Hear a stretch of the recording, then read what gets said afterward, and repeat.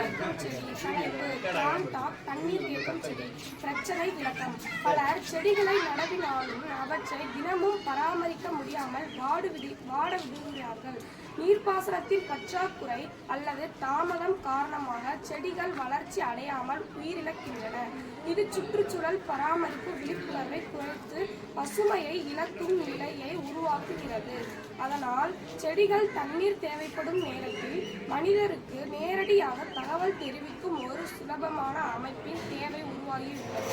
காரணங்கள்: செடிகளுக்கு தினசரி கண்காணிப்பு இல்லாமை, பொதுமக்களிடையே பசுமை பராமரிப்பு பற்றி விழிப்புணர்வு குறைவு, தானியங்கி நீர்ப்பாசன அமைப்பு இல்லாமை.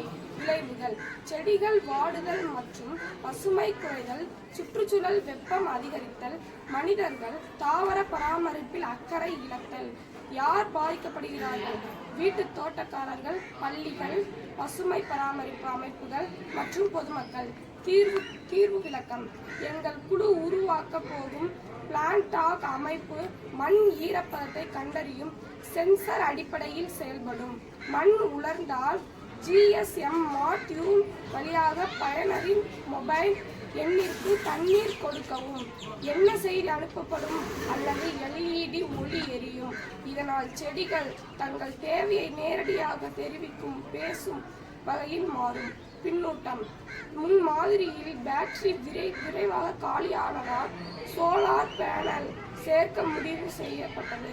மேலும் LED நிறங்கள் மூலம் மண் நிலையை காட்டும் விசில் சிஸ்டம் இணைக்கப்பட்டது.